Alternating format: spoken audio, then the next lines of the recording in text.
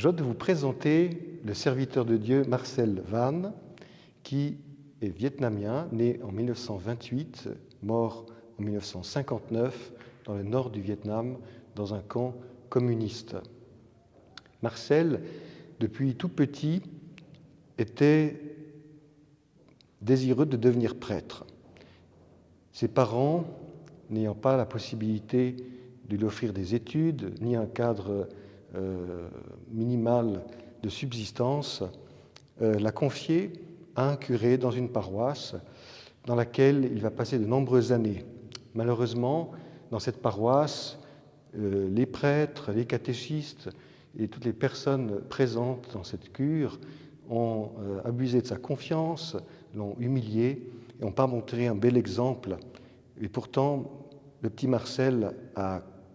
gardé dans son cœur cette simplicité, cette candeur d'enfant de Dieu. À l'âge de 12 et 13 ans, il découvre l'histoire d'une âme, c'est-à-dire l'autobiographie de Sainte Thérèse de l'Enfant Jésus, et c'est pour lui une révélation parce qu'il découvre en fait que la sainteté n'est pas d'abord une question d'héroïsme, mais une question d'accepter sa propre fragilité, sa propre faiblesse. C'est la petite voix d'enfance de Thérèse qui le séduit et qu'il va s'appliquer à pratiquer dans ce contexte assez difficile de sa vie et de son enfance. Marcel a un petit secret, je dirais, qui m'a beaucoup touché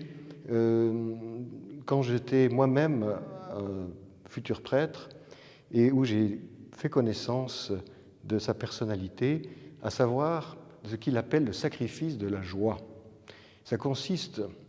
à transformer, si on veut, toutes les occasions de tristesse ou de souffrance, de désarroi, de désespérance, en un acte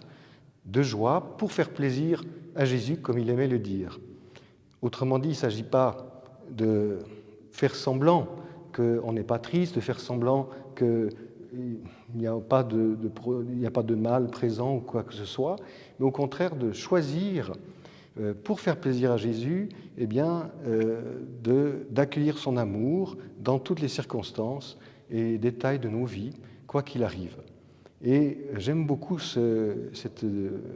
dynamique du cœur de Marcel Van qui, même s'il n'a pas pu devenir prêtre, finalement a, à l'instar de Thérèse de l'Enfant Jésus, désiré de tout son cœur être le cœur des prêtres, comme Thérèse voulait être l'amour au cœur de l'Église. Et j'aimerais vous proposer, en ce temps de carême, comme démarche, dans cette quarantaine céleste, avec le petit frère Marcel Van,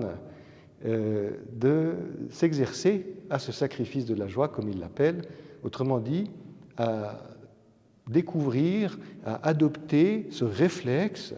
de regarder Jésus, de chercher son regard